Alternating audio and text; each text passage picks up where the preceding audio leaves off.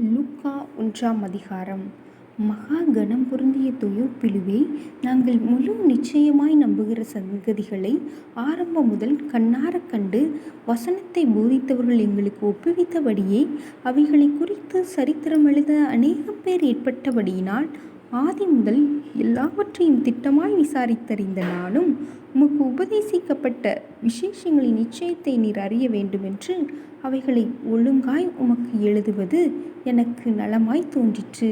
யூதேயா தேசத்தின் ராஜாவாகிய ஏரோதின் நாட்களில் அபியா என்னும் ஆசாரிய வகுப்பில் சகரியா என்னும் பெயர் கொண்ட ஆசாரியன் ஒருவன் இருந்தான். அவன் மனைவி ஆரோனுடைய குமாரத்திகளில் ஒருத்தி. அவள் பேர் எலிசபெத்து.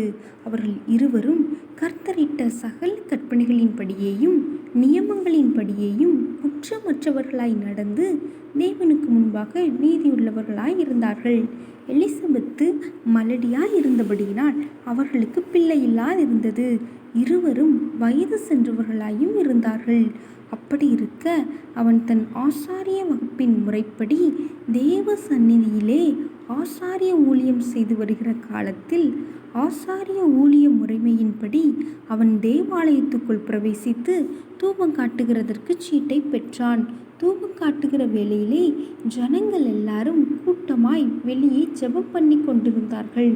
அப்பொழுது கர்த்தருடைய தூதன் ஒருவன் தூப பீடத்தின் வலப்பக்கத்திலே நின்று அவனுக்கு தரிசனமானான். சகரியா அவனை கண்டு கலங்கி பயமடைந்தான். தூதன் அவனை நோக்கி, சகரியாவே, பயப்படாதே, உன் வேண்டுதல் கேட்கப்பட்டது. உன் மனைவியாகிய எலிசபெத்து உனக்கு ஒரு குமாரனை பெறுவாள். அவனுக்கு யோவான் என்று பெயரிடுவாயாக. உனக்கு சந்தோஷமும் மகிழ்ச்சியும் உண்டாகும். அவன் பிறப்பின் நிமித்தம் அநேகர் சந்தோஷப்படுவார்கள். அவன் கர்த்தருக்கு முன்பாக பெரியவனாய் இருப்பான். திராட்சரசமும் மதுவும் குடியான். தன் தாயின் வயிற்றில் இருக்கும் போதே பரிசுத்த ஆவியினால் நிரப்பப்பட்டிருப்பான். அவன் இஸ்ரவேல் சந்ததியாரில் அநேகரை அவர்கள் தேவனாகிய கர்த்தரிடத்திற்கு திருப்புவான்.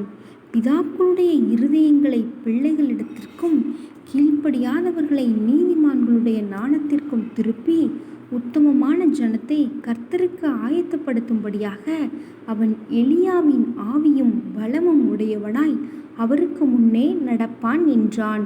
அப்பொழுது சகரியா தேவ தூதனை நோக்கி, இதை நான் எதினால் அறிவேன்?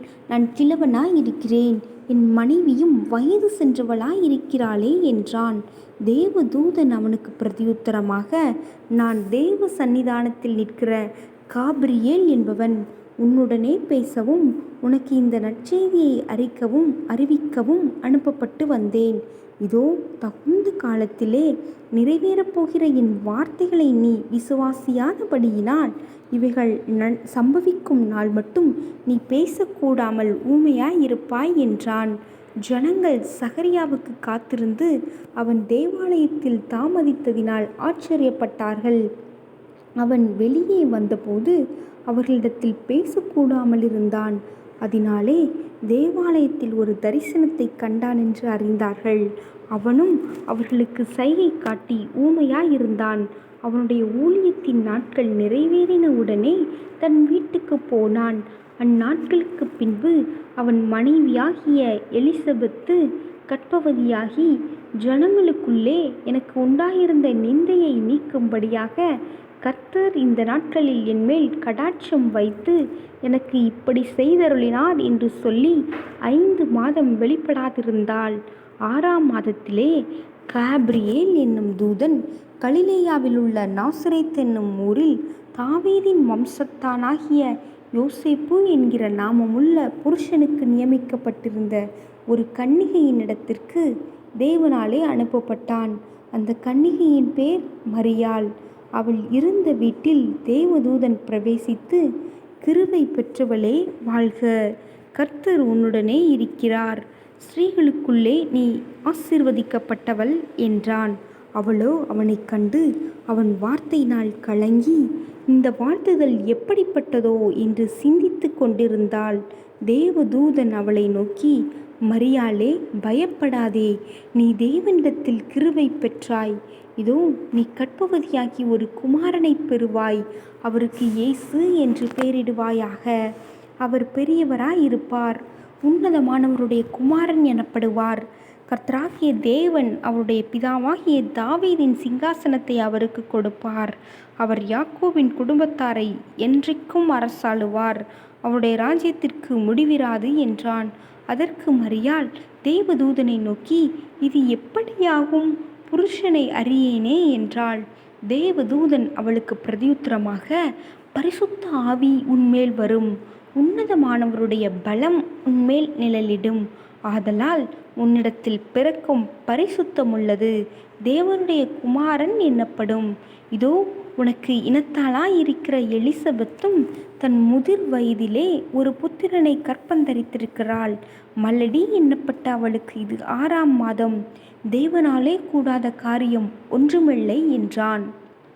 அதற்கு மரியாள், இதோ நான் ஆண்டவருக்கு அடிமை, உம்முடைய வார்த்தையின்படி எனக்கு ஆக கடவுது என்றாள். அப்பொழுது தேவதூதன் அவளிடத்திலிருந்து போய்விட்டான். அந்நாட்களில் மரியாள் எழுந்து மலை நாட்டிலே யூதேயாவில் உள்ள ஒரு பட்டணத்திற்கு தீவிரமாய் போய் சகரியாவின் வீட்டுக்குள் பிரவேசித்து எலிசபெத்தை வாழ்த்தினாள். எலிசபெத்து மரியாளுடைய வாழ்த்துதலை கேட்டபோது அவளுடைய வயிற்றிலிருந்த பிள்ளை துள்ளிற்று. எலிசபெத்து பரிசுத்த ஆவியினால் நிரப்பப்பட்டு உரத்த சத்தமாய், ஸ்திரீகளுக்குள்ளே நீ ஆசீர்வதிக்கப்பட்டவள், உன் கர்ப்பத்தின் கனியும் ஆசீர்வதிக்கப்பட்டது. என் ஆண்டவருடைய தாயார் என்னிடத்தில் வந்தது எனக்கு எதினால் கிடைத்தது?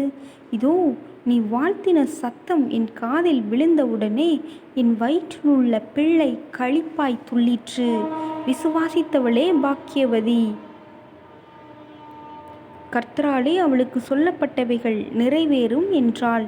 அப்பொழுது மரியாள், என் ஆத்துமா கர்த்தரை மகிமைப்படுத்துகிறது, என் ஆவி என் இரட்சகராகிய தேவனில் களி கூறுகிறது.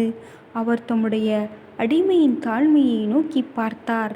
இதோ இது முதல் எல்லா சந்ததிகளும் என்னை பாக்கியவதி என்பார்கள். வல்லமையுடையவர் மகிமையானவைகளை எனக்கு செய்தார்.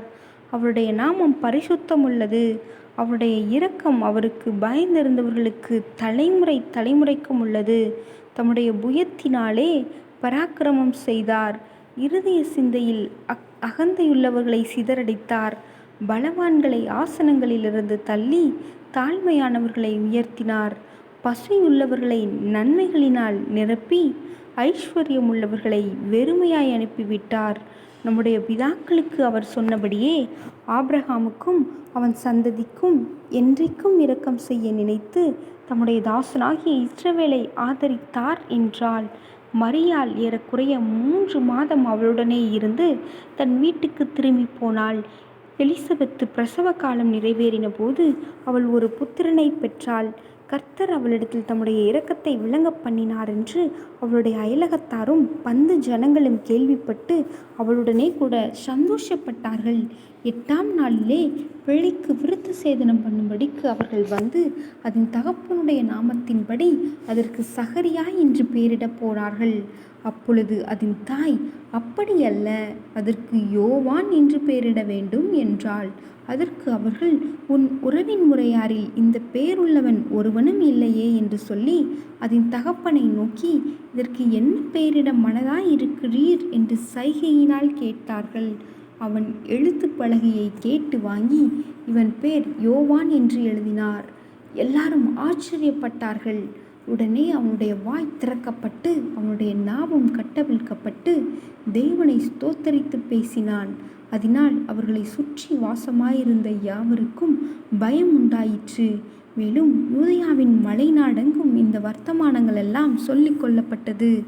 அவைகளை கேள்விப்பட்டவர்கள் எல்லாரும் தங்கள் மனதிலே அவைகளை வைத்துக்கொண்டு, இந்த பிள்ளை எப்படிப்பட்டதாயிருக்குமோ என்றார்கள். கர்த்தருடைய கரம் அந்த பிள்ளையோடே இருந்தது.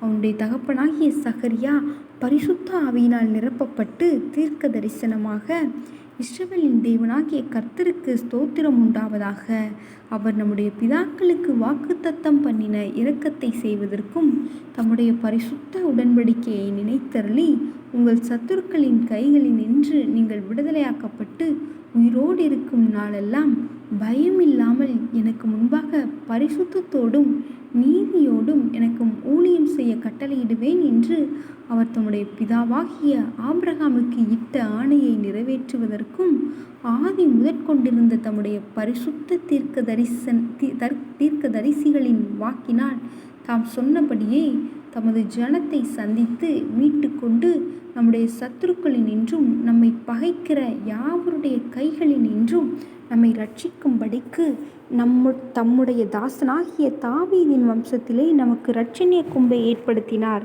நீயோ பாலகனே, உன்னதமானவருடைய தீர்க்கதரிசி என்னப்படுவாய்.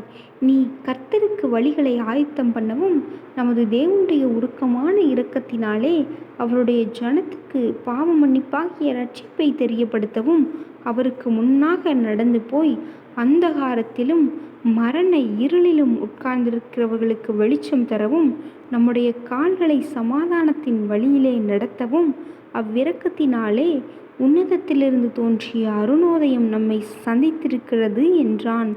அந்த பிள்ளை வளர்ந்து ஆவியிலே பலங்கொண்டு இஸ்ரவேலுக்கு தன்னை காண்பிக்கும் நாள் வரைக்கும் வனாந்தரங்களிலே இருந்தான்.